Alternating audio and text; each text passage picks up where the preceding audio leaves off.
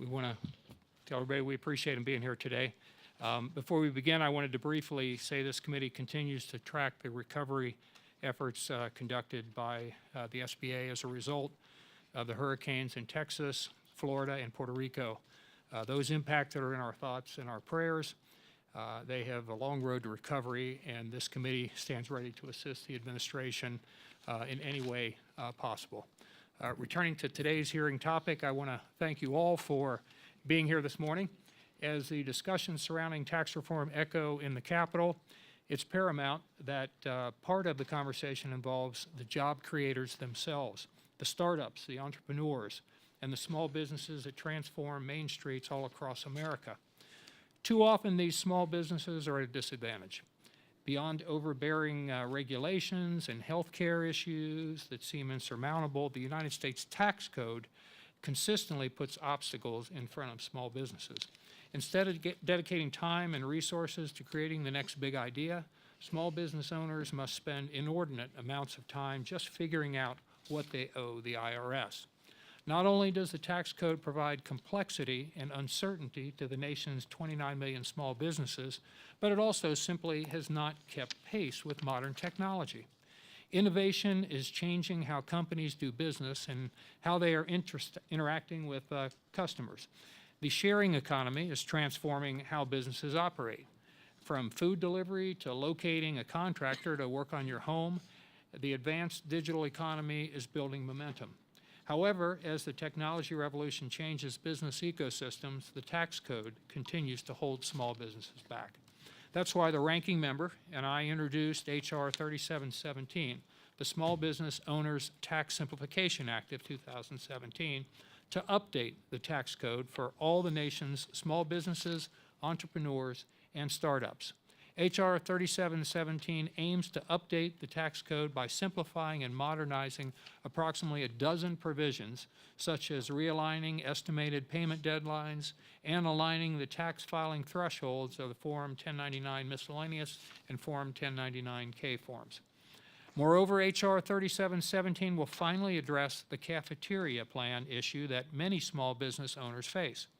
While they can offer cafeteria benefit plans to their employees, such as health savings accounts, too many owners cannot participate themselves. H.R. 3717 allows small business owners to both offer and participate in these pre-tax benefits. With the flexibility of the sharing economy driving some businesses, defining a worker versus an independent contractor versus an employee is critical. H.R. 3717 provides clarification as businesses navigate these important decisions by allowing companies to enter into voluntary withholding agreements and offer voluntary training without impacting worker classifications. While not exhaustive, H.R. 3717 is the result of multiple hearings and research, and it's a step in the right direction to providing equity for the nation's small businesses. Today, we will discuss how the tax code impacts small businesses and how proposed changes like those outlined in H.R. 3717 could impact the nation's job creators. I appreciate all the witnesses for being here today, and as Congress debates comprehensive tax reform, your thoughts and opinions could not be more timely. I'm looking forward to your testimony, and I would now like to yield to the ranking member, Ms. Velasquez, for her opening remarks. Thank you, Mr. Chairman. I would like to start by expressing my deepest condolences to all those harmed and impacted by the shooting in Las Vegas. I also want to thank all the first responders and medical personnel that responded so quickly. And I want to also thank the chairman and echo his comments regarding the hurricane victims, and I'm glad to hear your willingness to help. Main Street is the heart of our economy, and a better tax code will help it beat stronger. American small businesses have outgrown the tax code, thanks in part to ever-changing technology and new forms of businesses. Small firms are a unique phenomenon because they do not fall neatly into our tax code. Some are taxed at corporate rates and others at the individual rates. Some receive great benefits from provisions like Section 179 expensing. Others find more value in the startup deduction. These differences matter when we talk about small business tax reform. Unfortunately, not everyone understands such nuances. That was made abundantly clear by the framework released last week by the administration and the Republican leadership. That plan ignores the fact that approximately 86% of pass-through entities are already taxed at rates lower than 25%. Though we do not have a clear picture of exactly what incentives will be removed from the tax code to help pay for this costly plan, we do know that many of them will be at the expense of small firms. That is why today's hearing is so timely. It not only gives us the opportunity to discuss tax reform from the perspective of small employers, it gives this committee a chance to show how real bipartisanship can help firms thrive. I have had the pleasure to work with the chairman on H.R.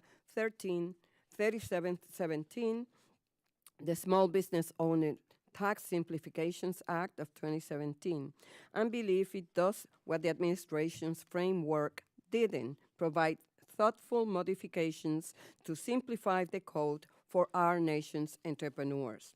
H.R. 3717 considers the changing nature of our economy by allowing for more flexibility for micro entrepreneurs in the sharing economy. It is important that as this technological revolution advances, government policy keeps pace, and this is a first step.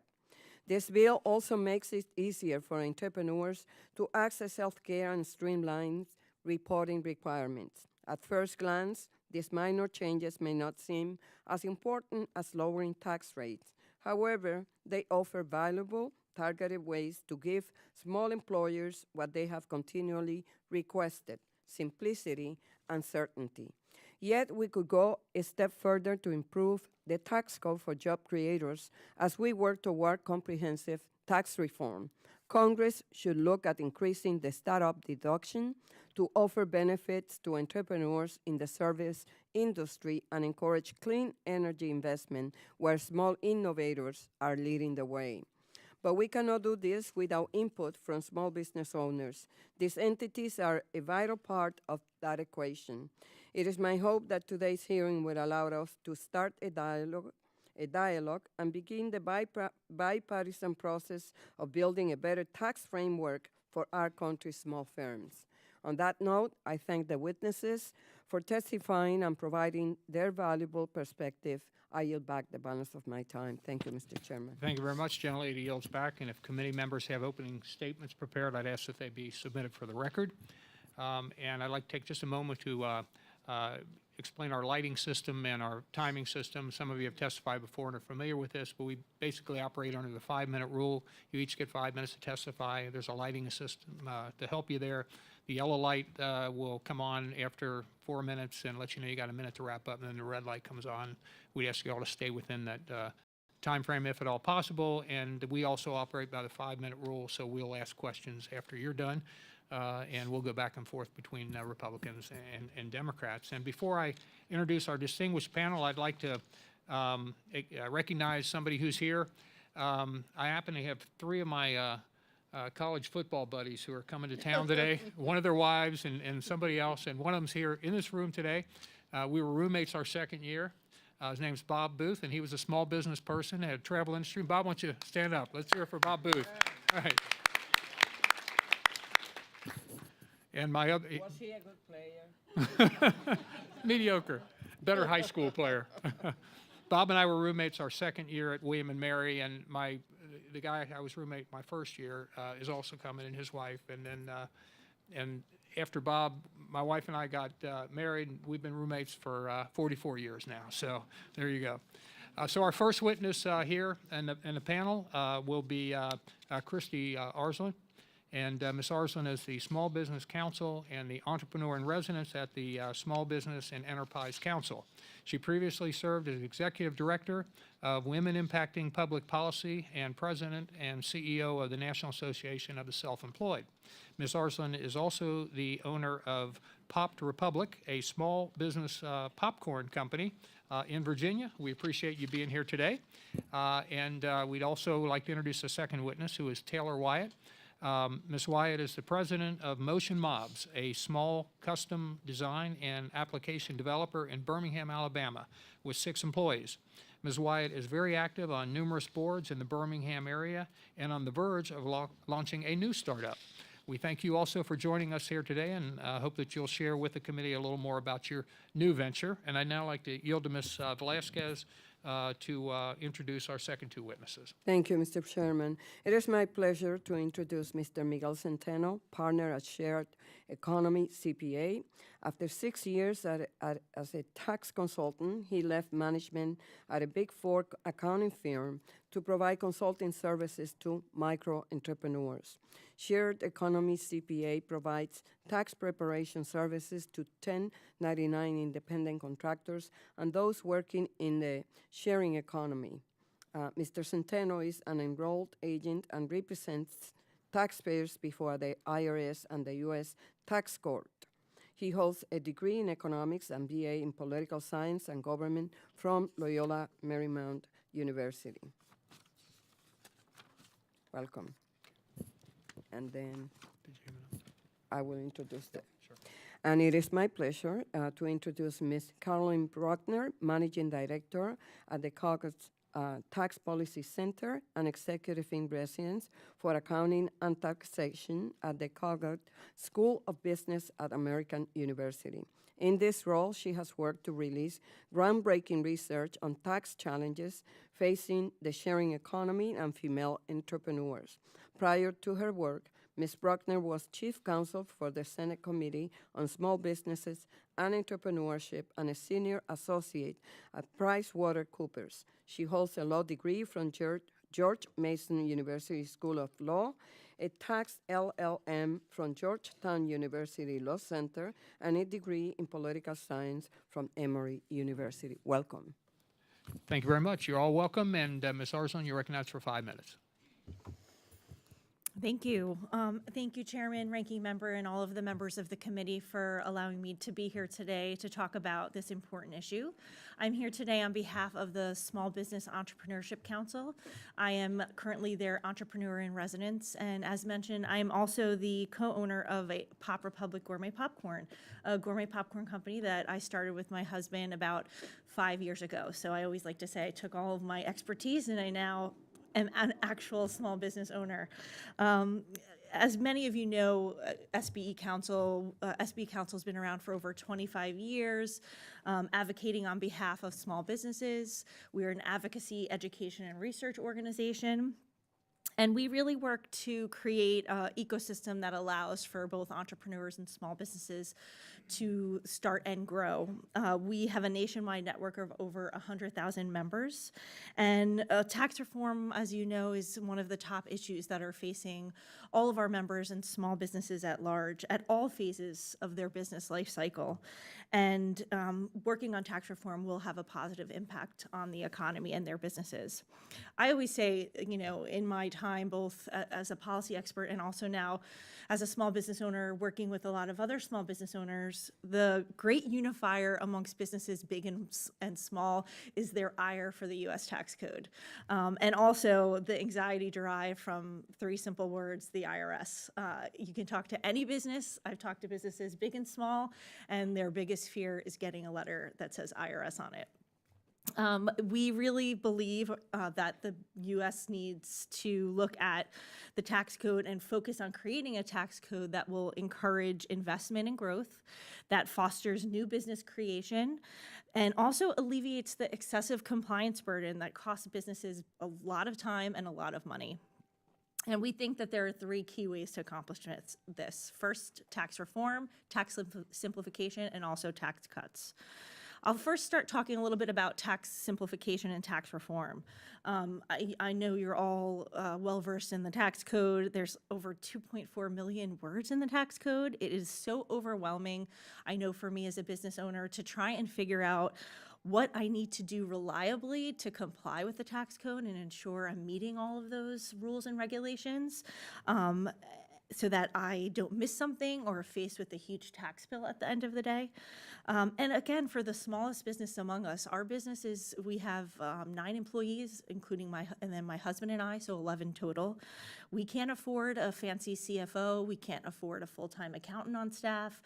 We don't have someone telling us, here's what you need to do or how to structure your business so you can maximize the tax code and tax benefits. We don't have someone monitoring small business policy or tax policy or new rules coming down the pike that can forewarn us about how we need to do something. We're often left being reactive, like many other small business owners, when we would love to be proactive when it comes to taxes and tax regulations. And so we think that the current tax code really disadvantages small businesses and new entrepreneurs, and we'd like to see that change. Again, on top of the compliance burden, the tax code really has not kept pace with our changing economy.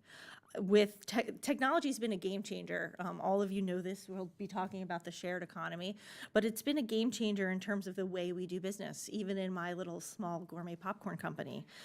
With e-commerce, the explosion of e-commerce and the sharing economy, people have different types of jobs. There are different types of businesses out there, and we really need policymakers to make changes to the tax code that will really bring it into the 21st century.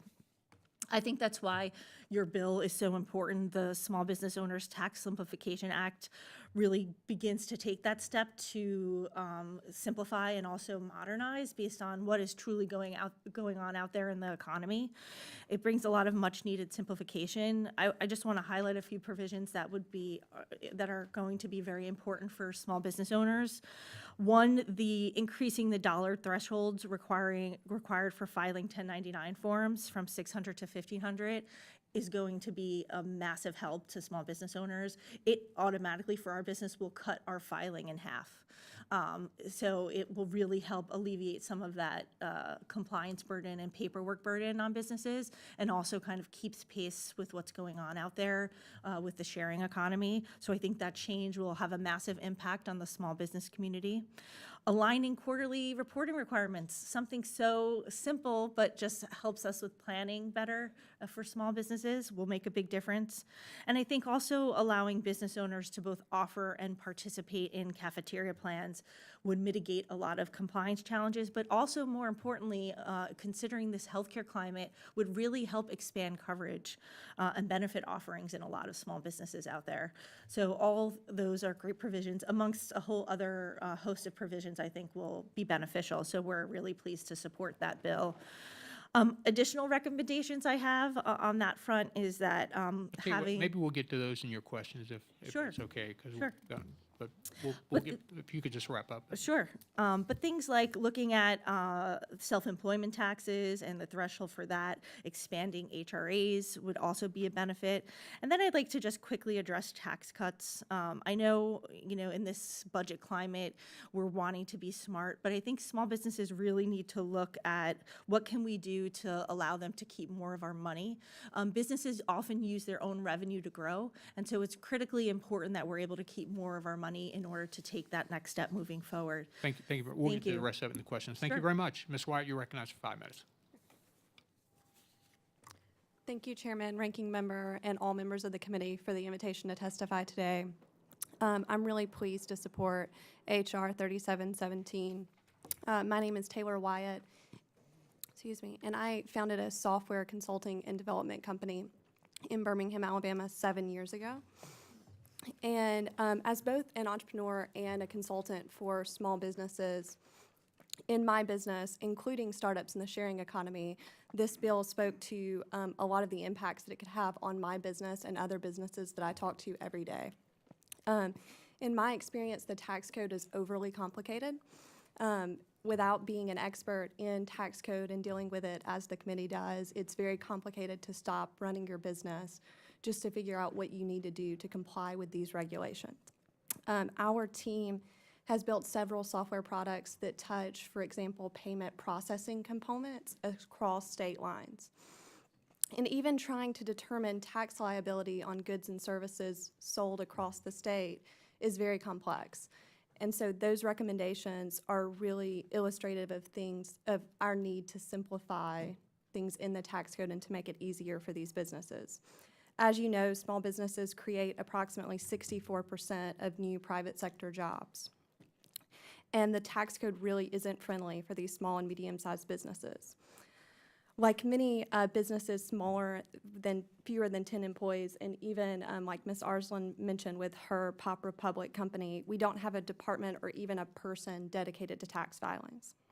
Making the process of paying taxes and making that more user-friendly for our team is really a great step in the right direction. The purpose of this bill, as I understand it, is to modernize, clarify, and simplify provisions that apply to small businesses, and these are really laudable goals that I hope will really broaden the tax reform conversation. A few provisions really stand out based on my experience. Section 5 of the bill requires the IRS to perform a test to determine that a bank account belongs to the proper taxpayer before depositing a refund. Because tax fraud is so rampant, the IRS depositing a refund into the wrong account is unfortunately too common. Reclaiming the funds deposited into the wrong account takes a great deal of time and resources. Somehow, an instance a few years ago, shortly after I'd started my business, I received the notice that a deposit had been made incorrectly into my own account. It was somehow corrected on its own, but if it hadn't have been, that would have been a huge process just for me to figure out what has happened, to reach out to the right person, and to start taking the right steps to correct that issue. Another provision in this is the welcomed proposal and extension of the cafeteria plan benefits. This is extremely important for us. As our team of 6, it actually excludes half of our company from currently participating in cafeteria plans with their ownership stake.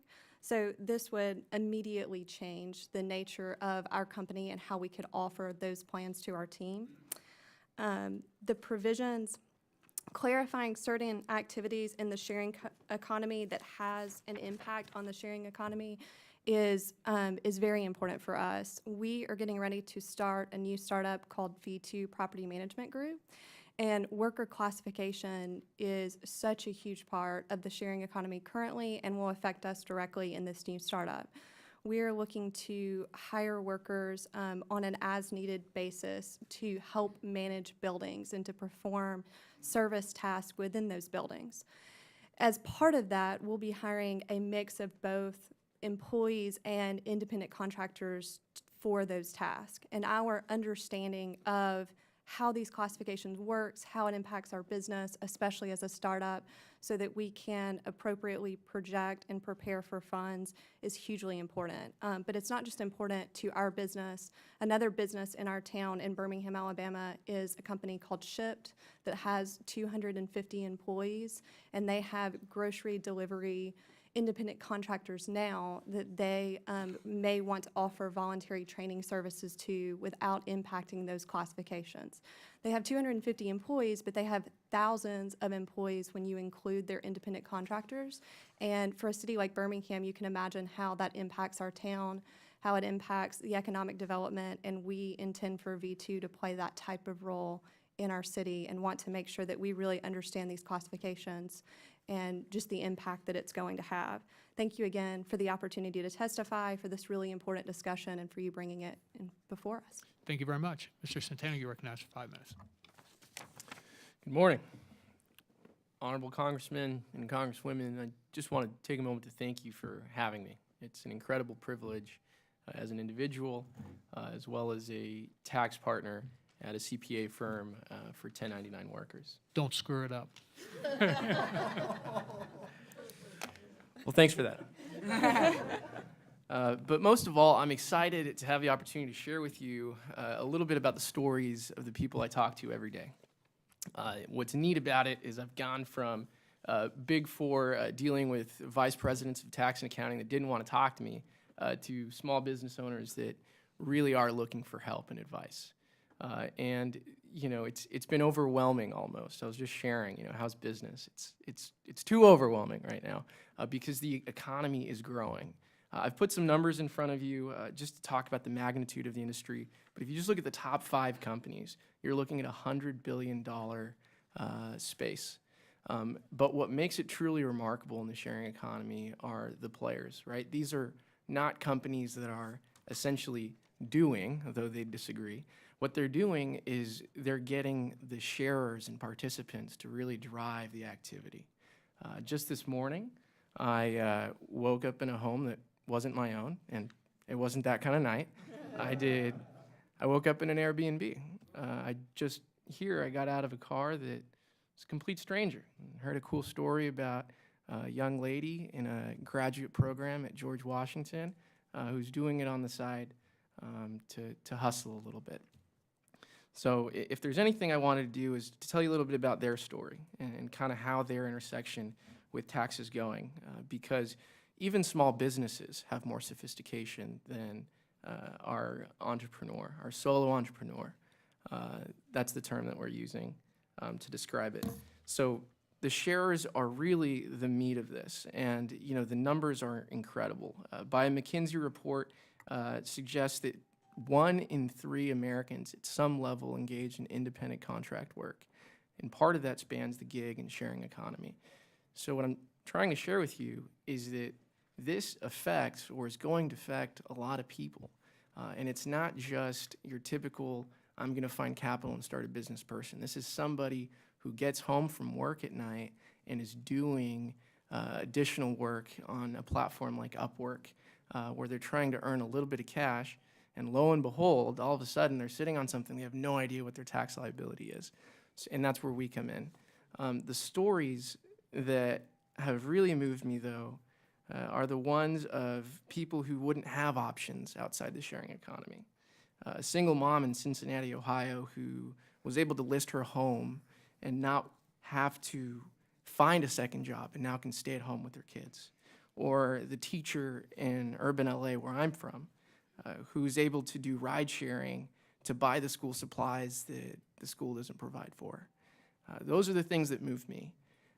And what troubles me is, while I can't help, the helplessness that I'm approached with is always surprising. And what can I tell them? What can I tell them that their tax breaks are? What can I tell them that the silver bullet for their tax solution is?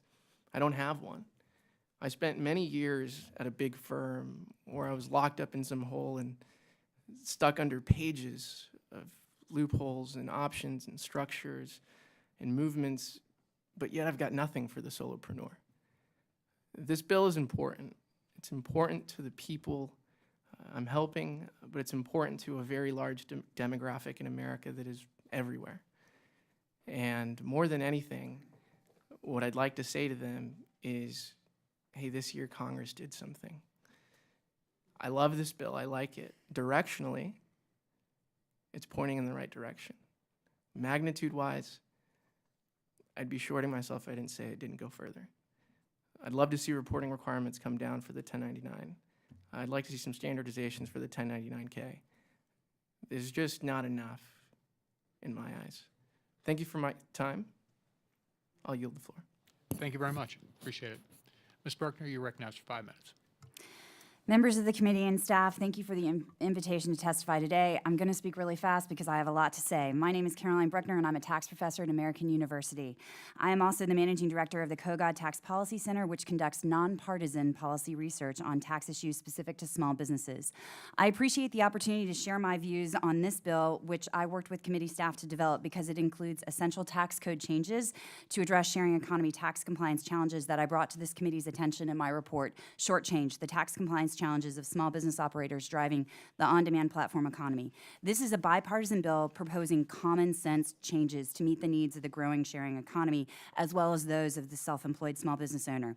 3 provisions of this bill stand out as good examples of the bill's results-oriented approach. First, the changing of the due dates for quarterly estimated payments. Second, the proposed alignment of the Form 1099K and 1099 miscellaneous filing income thresholds. And third, the reinstatement of the deduction for health insurance costs for the self-employed. First, by updating the due dates for the second and third quarter quarterly estimated payments to be due after a quarter's end. The bill facilitates compliance because taxpayers will have better information for calculating net income rather than having to rely on their best guess. Second, the bill proposes long overdue updates to the Form 1099 filing thresholds.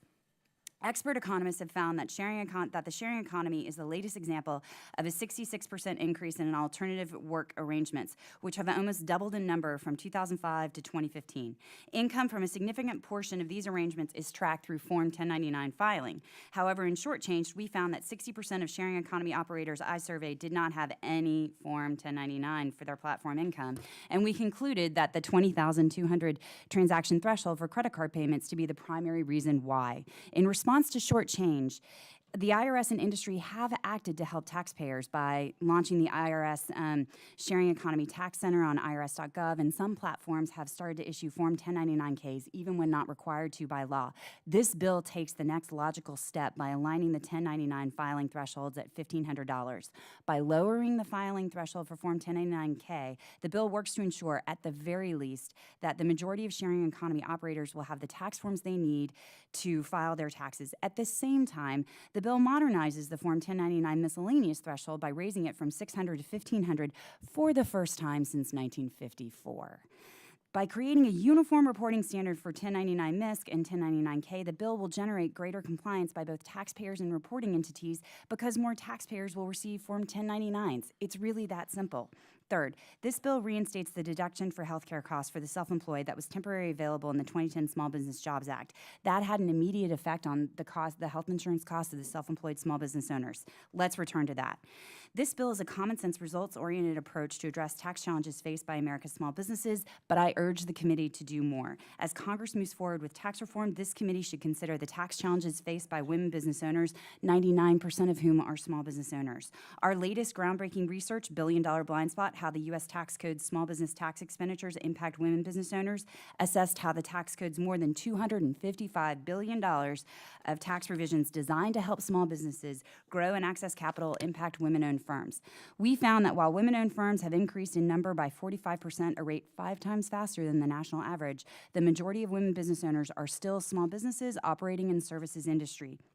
And they continue to have challenges growing their businesses and accessing capital. Our survey data of engaged women business owners corroborated our findings and suggested, however, that when women-owned firms can take advantage of tax breaks, they do. However, more work needs to be done to understand whether or not the tax code is operating as Congress intended for these small businesses. In answering the questions that we raised in our research impacting millions of women business owners, we found that Congress and stakeholders have a billion-dollar blind spot when it comes to understanding how pervasive the tax challenges are with respect to women-owned firms. Ultimately, we urge this committee to work with the tax writing committees to actually hold a hearing on these issues for the first time ever.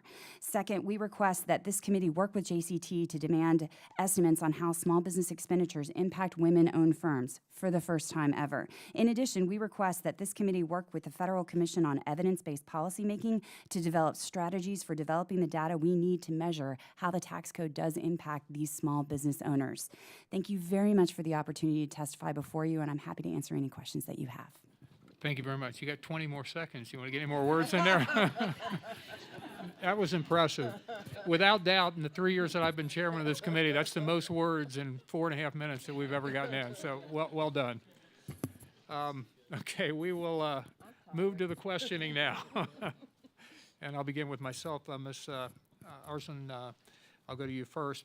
As a small business owner, could you discuss your history and interaction, and of course you mentioned in your testimony, but with Cafeteria Plans, and could you comment on HR 3717, the legislation that we're considering here, the impact that might have, and do you think we're heading in the right direction? I do. One of the things I did want to mention is also maybe looking at HRAs as well. One of the big challenges for us as a business, we want to offer benefits to our employees. We're looking at right now at how we can do that both most cost effectively. Obviously, I think, in my history as working on small business policy as well as now as a small business owner, allowing the owner to actually participate in the benefit will help establish be more of an incentive to establish the benefit. I think for us with the Cafeteria Plans, it's allowing us to participate will help exponentially in us deciding whether we go that route. One of the challenges with cafeteria plans is the employer contribution. Our concern is our employees won't have the additional income to be able to take that money, tax-free out of their check to go towards the benefits. So we're also looking at health reimbursement arrangements, which are something that we as the business owner set up for them. We essentially would reimburse whatever a set amount that we decide with the health reimbursement arrangement. So for example, we can say we're going to give each of our employees $500 of health expenses. They go out and, go visit the doctor or pay for insurance premiums. They send us the bill or the receipt, and we can expense that or reimburse them through a business expense. That for us might be the better choice because of the type of employees we have and their financial situation. So we'd love to see the same change made to HRAs where the owner can participate in those as well. If you had both of those, I think you'd see significant expansion in benefit opportunities for small businesses and their employees. Thank you very much. I appreciate it. Ms. Wyatt, I'll go to you next. As an entrepreneur about to launch a new startup, you had mentioned the amount of time and the complexity of the tax code and how much time you have to spend doing that. And if you didn't have to spend so much time doing that, you could devote more time to your business and hopefully, be even more successful and hopefully be able to hire more people who need jobs. Could you comment on the complexity of things and how that does impact the time that you allocate in a typical week or month or however you want to put it? Absolutely. It's a huge impact on time. We don't have any person on our team at Motion Mobs who's dedicated to anything related to the tax code, tax filings, anything of that issue. And so it usually affects us in two ways. It takes up our team's time to be focused on that when an issue comes up that we haven't been as proactive on because it's not a primary part of their expertise or their daily job. And then in addition to that, we usually end up spending money on outside resources to help understand, to make sure that we're doing what is expected and what we need to do to help with those.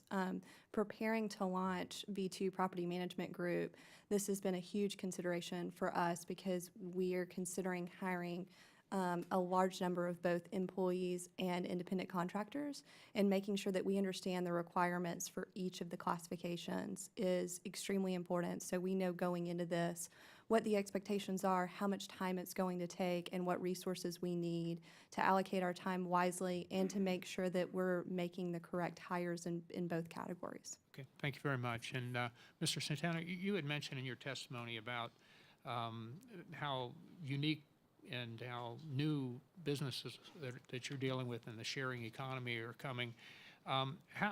What impact does the tax code as it currently exists have on these folks? How do they pay their taxes? Are a lot of them maybe not paying their taxes and that sort of thing? And what, if any, impact do you think legislation like this might help? Yeah, I mean, I think the reality is that people show up and they say, I just don't know. I've been a W-2 filer my whole life, and, what do I do now that I have to track my own deductions and expenses? So, for most of these filers, we're talking about a Schedule C, right? So I think half the battle is just what we're talking about in terms of compliance complexity. The question being, how hard is it just to file under existing rules? And that's seems to trip up a lot of the solopreneurs that we're talking about. And that's not even going into kind of, tax benefits and where, we can kind of simplify it. But I think where this bill really fits in is, where it could grow is, if we can update the Schedule C to actually reflect expense categories that happened in 2017, that would be a way forward. If you look at the Schedule C, tell me where to put software expense or tell me where to put any number of expenses, right? So I think just interpretation is one of the hiccups that someone who's not used to seeing tax language is going to get hit with. Thank you very much. Ms. Bruckner, I want to apologize to you. I didn't use my time as efficiently as you did, and I ran out of time. So I'm going to have to call myself on that. And the ranking member is recognized for 5 minutes. Thank you, Mr. Chairman. Ms. Bruckner, I have held some different events and roundtables on the challenges that women business owners face in accessing capital. And I just heard you talking about how the tax code treat female entrepreneurs. I would like for you to expand on that, but also do it in light of uh, the GOP, the Republican proposal that was just released last week. I think the first thing that we all need to take into account when we talk about the tax challenges of women business owners is that the tax code does not discriminate against women business owners. What we haven't considered, though, is how women business owners have challenges accessing capital and scaling, and what we can use in our tax toolbox to help these small businesses grow. Because we do have small business tax provisions that are specifically designed to help small businesses grow and access capital. The challenge that I found in my research is that they're targeted to different industries and different organizational firm types than those in which women predominantly operate. So they're completely bypassing women who are typically not incorporated, like most small businesses, or women who are in primarily the services industries and not in production, construction, or manufacturing. And these are issues that we've never considered because the tax code, in fact, does not discriminate against women business owners. But that doesn't mean that these policy challenges and questions aren't something that Congress should consider when we know that women business owners have larger existing and pervasive problems accessing capital and trying to scale their businesses. In terms of the tax framework, I'm still reviewing the specifics of it, but one thing that I think that we should all keep in mind is that because women business owners tend to have challenges scaling and growing, their receipts tend to be lower. And so 90% of women business owners report receipts, and that's not net, that's just receipts based on the latest commerce data of under $100,000 a year. So they're already paying at the lower marginal rates. Thank you. Thank you. Mr. Centeno, the 1099 MISC is used to report payments to independent contractors, but the threshold hasn't been adjusted since 1954. Additionally, the 1099K is required when payments are made exceeding $20,000 per year and for more than 200 transactions. Do the micro entrepreneurs you work with fully understand the differences between these forms, and how can updating the thresholds create more simplicity for them? I think the short answer is no. Understanding the differences only becomes necessary when it's in the mail. I think one is what the micro entrepreneur, the solopreneur receives, and that's the 1099K. Right, so what we're seeing right now is a lot of confusion. Someone saying, "Hey, I made $18,000 on Airbnb. I didn't get anything. Do I need to report it?" Right. And I would say on the margins, you're going to see underreporting, and perhaps in the future, if there's ever audit of Airbnb payouts, they're going to get called back and audited. And we've seen that. We've seen someone say, "I didn't get a 1099K, so I didn't report it, and now I'm getting audited. What do I do?"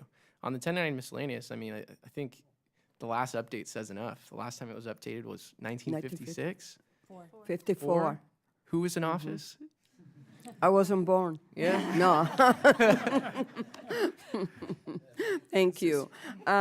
Ms. Arslan and Mr. Centeno, you both mentioned the self-employment threshold. Would you like to elaborate on that? Sure. Currently it's at $400, and that threshold hasn't also never been updated.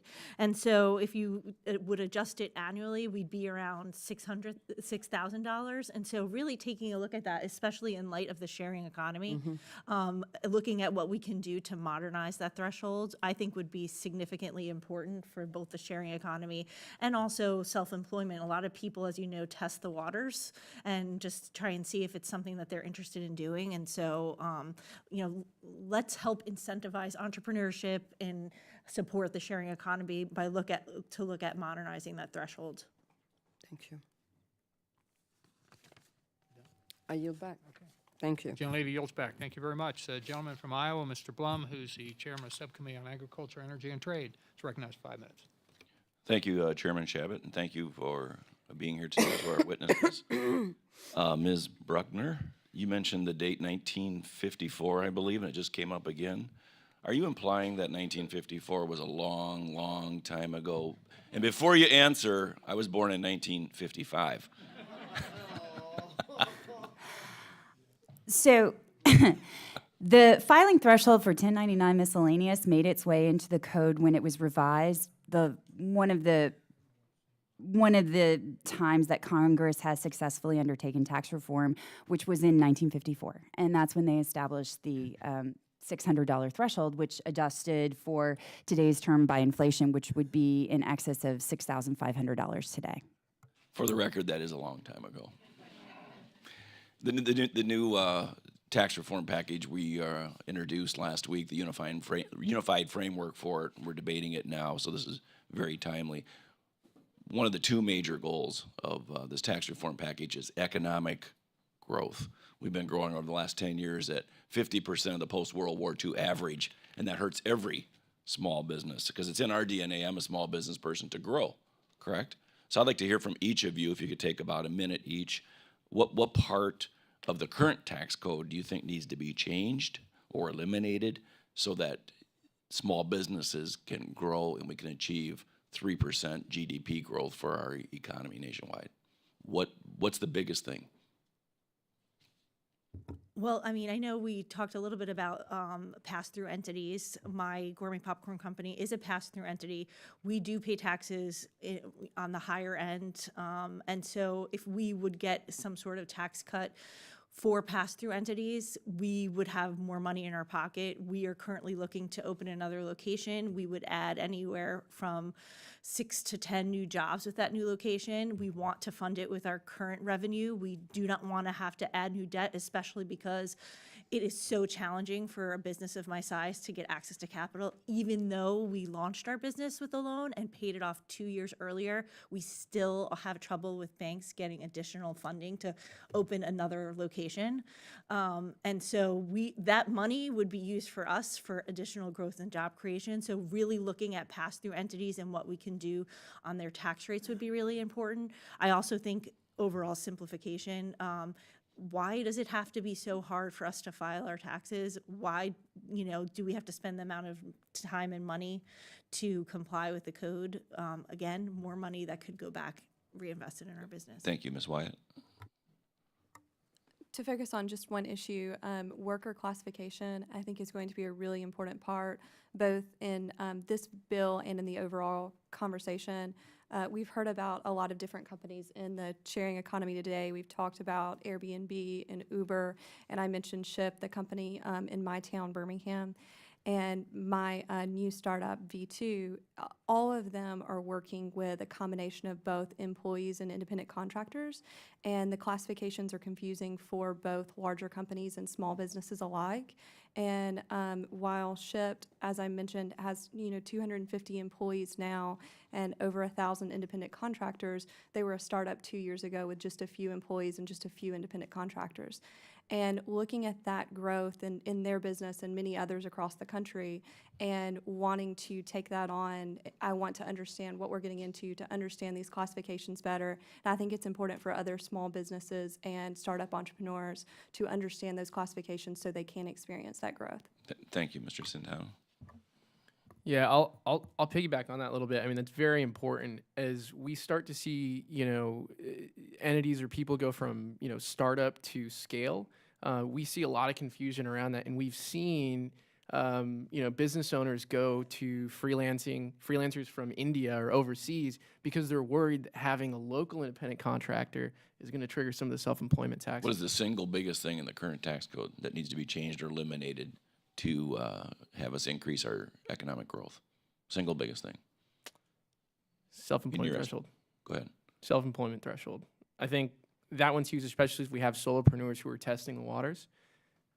They're getting hit, and I've seen it. They say, you know what, I made $4,000, but I'm getting hit at 15%. I'm out. You just had an entrepreneur quit. We have 12 seconds left, Ms. Bruckner, but you speak fast, so go for it. Go for it. I would reconsider what we can do to enhance the startup deduction. I think that that is an overlooked, underutilized. It's something that Christy Arslan could use immediately if it was more generous to help capitalize her second location. And I think that's one of those expenditures that should remain in the code because we do have economic evidence that it is successful. I think that it's definitely the number one thing I would look at. Thank you. My time has expired. I yield back. Thank you very much. Gentleman's time has expired. The gentleman from Pennsylvania, Mr. Evans, who's a ranking member on the Subcommittee of Economic Growth, Tax, and Capital Access, recognized for 5 minutes. Thank you, Mr. Chairman. Mr. Santerre, I want to go back to something you said earlier. In terms of this bill, you would go further. Three specific ways you would say you would go further than what this bill is proposing at this point. Well, I can give you one. Two might take me a little more time. Okay. And yeah, so I think, you know, an exemption on self-employment income would be a good way forward. 6,500 seems to be the inflation amount that we're talking about. So that would be good directionally. On the 1099 miscellaneous form, we'd like to see that go up. I can't tell you how many business owners don't understand at the end of the year how much they've got to send out because they tested out 3 or 4 different independent contractors. So raising that threshold would be very powerful if done at a significant level. Increasing at the rate now, it just doesn't go far enough, in my opinion. Okay. Ms. Buckner, small firms often have the fewest resources to spend on accountants to work through complicated tax problems like workers' classification. What steps can be taken to put small businesses on a level playing field when it comes to their tax compliance? I think that the number one thing that we can do is education outreach, make it easier for people to access the information that they need from the IRS. And I think that if people can answer these questions by looking it up on their smartphones, which that's how most people have access to the internet, modernizing the technology that the IRS uses to make it more easily accessible for taxpayers to answer tax questions easily and in a straightforward manner would go a long way to solving compliance problems. Mm-hmm. What I sense from your testimony, you can tell me if you think I'm correct, do you think the tax code is friendly to small businesses? I don't think taxes are friendly to anyone. I don't like paying them myself, but I do it because I'm a patriotic American. And I think that I also have deep, deep concerns about our current budget picture. And what I'm all about When you is... say that, tell me exactly what do you mean when you say deep concerns about the budget picture? I have very deep concerns about our current state of our debt and deficit and the trajectory at which we're going. What I think that we can do now, though, to make life better for people is make it easier for people to comply with the rules as they are, right? I think that it's very important to focus on compliance and efficiency and making life better, making real changes that small businesses can take less time having to figure out their taxes, making compliance challenges more efficient, making the IRS more efficient will go a long way to addressing the hassle of paying taxes without addressing the larger question of, how much we actually pay in taxes. Thank you, Mr. Chairman. I yield back the balance of my time. Thank you. The gentleman yields back. The gentleman from South Carolina, Mr. Norman, is recognized 5 minutes. First of all, I want to thank y'all for coming. I'm going to start off with a comment, then I'll ask a question. I'm a small business. I'm a developer. The number one thing that y'all can do as small business people and as tax preparers is tell your reps the things you're telling us. Have a group scare politicians.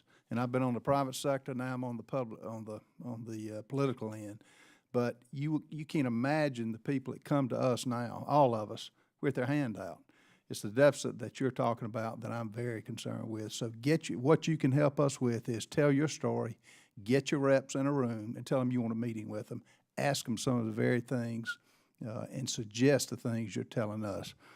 Let me ask, I guess, Ms. Arslan, Ms. Wyatt, when you hire people, what is the decision-making, whether to put them on hire an independent contractor versus putting them on the payroll?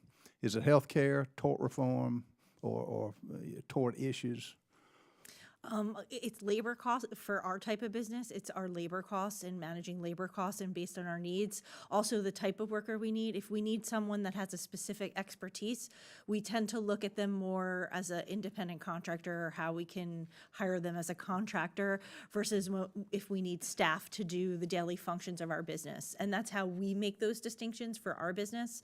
So for example, most of the contractors we hire have specialized skill sets. Our accountant, the person helping us with our marketing, the gentleman that handles all of the repair of our specialized equipment, those people working on our food truck. So all of those people have specialized skills, and we hire them as contractors. Anyone helping us with daily operations, we hire them as employees, and that helps kind of keep for us the distinction, so that we don't fall into that murky gray area of 20 questions to figure out contractor or not. So that's how we make those distinctions in our business. For us, for the last 7 years at Motion Moms, we have paid all of our full-time employees 100% of their health care benefits for them and for their families. And what I've found is that that's very uncommon amongst other small businesses in our area and across the country. And so we're really dedicated to our staff. We really care about company culture, and we care about setting good expectations when we hire employees. So if we're asking them to make a commitment to work with us and to work when to call them after hours and to really be committed to what we're putting together, we try to show that in return. And so understanding this worker classification that I've been talking about going into this new startup, we're going to have a core set of employees who are working full-time and who are we're providing benefits for. And then separately, we're going to have a team that has specialized skills and specifically is set up such that when a building needs a maintenance request, we can send that request out in an on-demand manner, just like you would order a car with Uber in an on-demand manner. And therefore, we would need contractors to fulfill those requests for those tasks. And in those circumstances, we're looking at them currently as independent contractors, but really want to understand, for example, if we need to provide limited training on when they access someone's building and they're accessing their property and we're responsible for it. If we provide that training, does that mean they're going to be classified as an employee? And how does that affect us as a brand new business with limited funds? If our workers' classifications of hundreds of people suddenly shifts from an independent contractor to an employee classification. I also want to point out that I understand that we do not want to impose employee-like obligations on those independent contractors, such that we would just be classifying them as independent contractors to avoid something. That all of this is why we really want to understand more about these classifications and how this bill could clarify that for our current business and our new business. And as startups, or as new businesses, as starting new businesses, anything that you could, where would we go? Where would you advise us to go further with the tax code? I think that Carolyn mentioned the startup deduction. I think that's important. I would love to be able to see existing businesses be able to use the startup deduction when they're opening new locations. It's a whole new business, but we'd have to, we don't get any more tax benefit for opening up new locations. I think, again, dealing with some of the thresholds that this bill does, looking at self-employment thresholds, I think looking at tax cuts, and then simplification are all things that will help us move forward. But at the end of the day, I think with the deficit in mind, I still think we need to have a tax code that's going to incentivize entrepreneurship, incentivize people wanting to start businesses and stay in small business. I think my time's expired. Thank you all so much. Thank you very much. Gentleman's time has expired. Gentleman from Florida, Mr. Lawson, who's the ranking member of the Subcommittee on Health and Technology, is recognized 5 minutes. Okay, thank you. And I was very interested to hear all of you all. But I wanted to know, there's a lot of talk about small businesses in general and what the needs may be in regards to tax reform. But what consideration for micro businesses should be taken into consideration during this discussion of tax reform, and everyone can respond to it?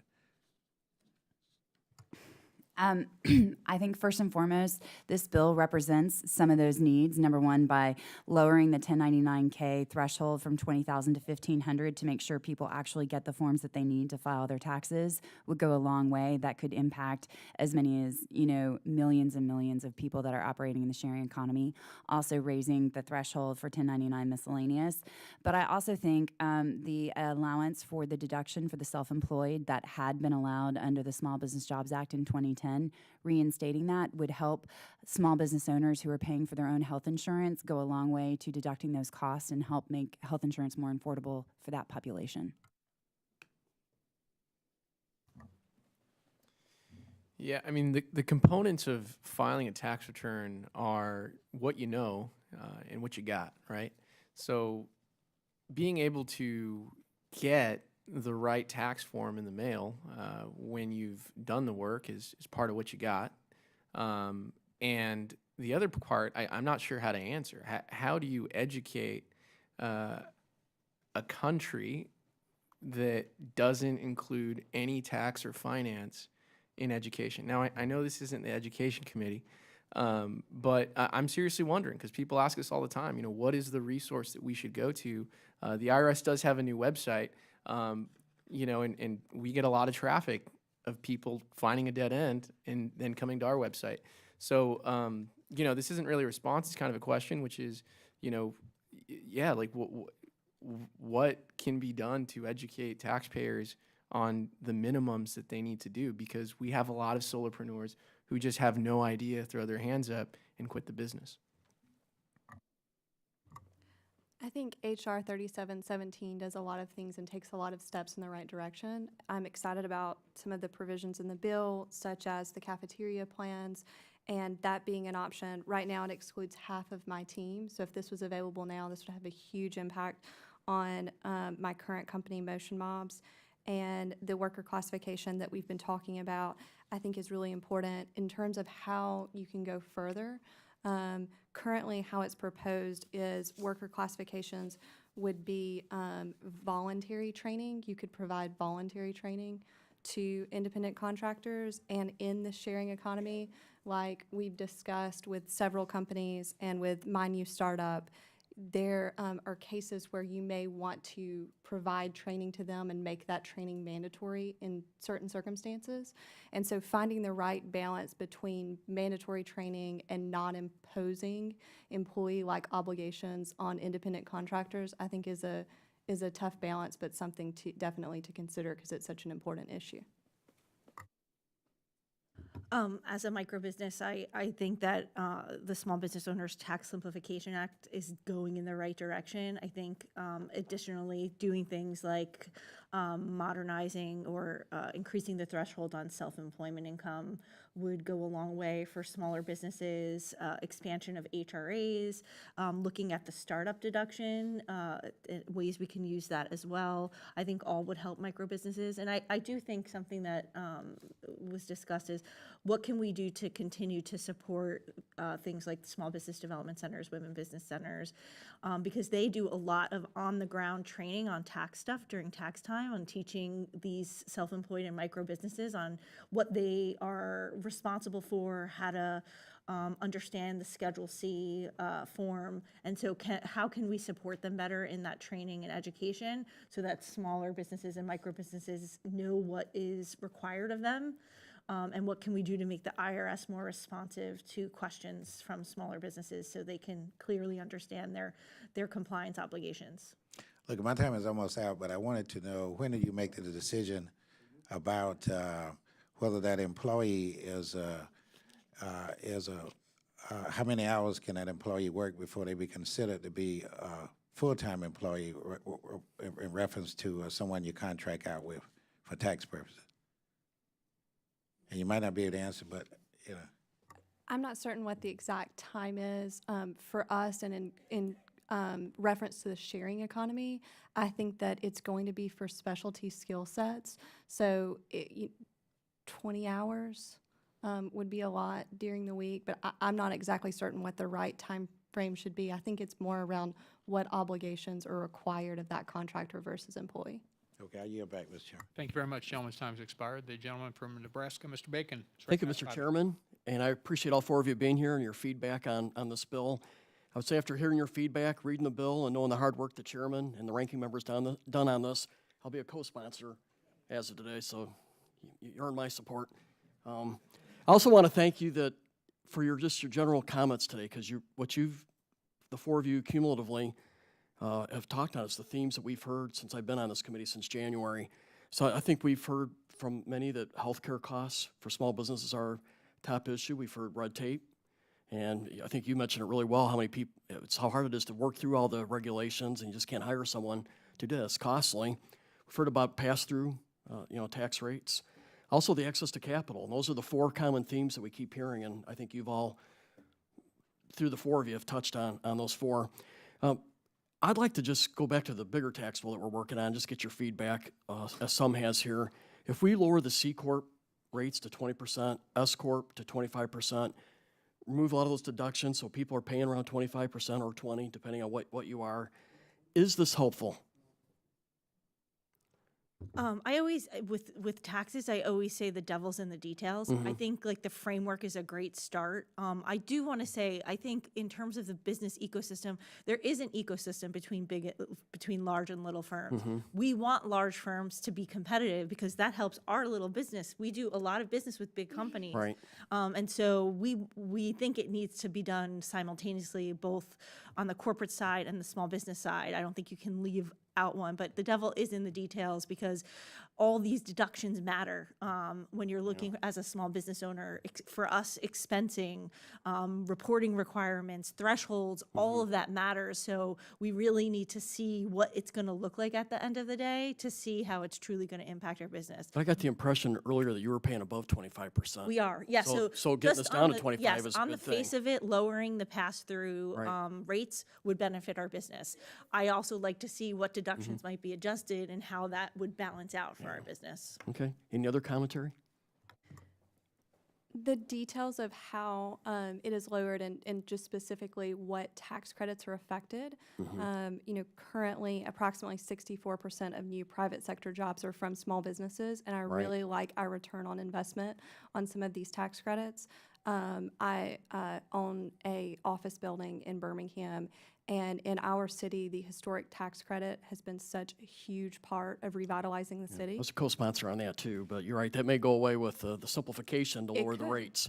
And so I think you have to look at the tax credits as the huge return on investment for small businesses and for examples like historic tax credit as well. Right. So I think it's very important to study the details and yes, I would, lower taxes can be great, but we have to look at where it's coming from and if it's better to leave those credits in. Thank you. Any other comments? Yeah, I mean, I'll say, kind of the question we have in our circles is, what do we give up for that? But A lot of deductions. yeah, But we'll get you down to 25 or 20, depending Yeah, on what no, kind of no, business you are. no, I think anecdotally, it's you're going to see a lot of people. There's already a lot of S corps. You're going to see a lot of people move into S corps, even solopreneurs. I mean, we're kind of seeing that. So when you hit a certain threshold, it probably makes sense, and there's probably benefit. And those are the kind of scenarios that we run. So yeah, there's certainly a benefit there. Thank you. Ms. Bruckner? I think that, as Christy said, the devil's in the details. Okay. And before moving forward, I think that we would definitely have to have the input of the Joint Committee on Tax and CBO to see exactly how this is going to impact the debt and deficit. Because remember, if we throw our debt and deficit out of whack, that does a lot of damage in terms of financing down the road for small businesses because it could have an impact on interest rates and how much interest that we're having to pay on the debt. And that is something that is of concern. As someone that worked on the Budget Control Act of 2011, I know how serious it can be when the credit ratings agencies decide to take action or make commentary on our ability to pay our debts, and that's something that would concern me. Okay, with my remaining time, maybe I'll just focus on, Ms. I think you've already talked about healthcare a little bit. Could you talk a little bit how the individual market has impacted your business with the ACA? Sure. We actually get our health insurance through the exchange in Virginia, and our rates have gone up every year, the past 3 years, double digit. I'm literally paying almost equal to my mortgage for our health insurance for my family of 4. And then every year also, we've had insurers leave the exchange. So trying to figure out what the best way is to find coverage.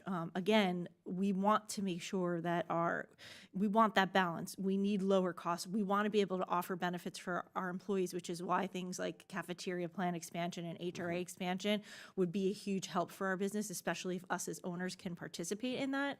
But what can we do to address some of the affordability costs while also making sure people have access to coverage? I would love to have asked the other 3 of you too, but I'm out of time. Thank you. Thank you very much. Gentlemen's time has expired. In closing, we want to thank the panel for your excellent testimony here this morning and now this afternoon. I think you did a great job, and this will certainly help us not only in HR 3717, and we hear your support. That's one where the ranking member and I are co-sponsors of the legislation, so we will. I think it's safe to say we probably won't necessarily completely agree with the overall tax reform that Congress is considering right now.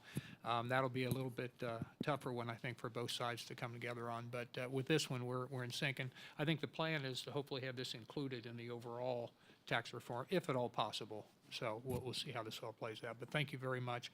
I would ask unanimous consent that members have 5 legislative days to submit statements and supporting materials for the record without objection so ordered. And if there's no further business to come before the committee, we're adjourned. Thank you very much.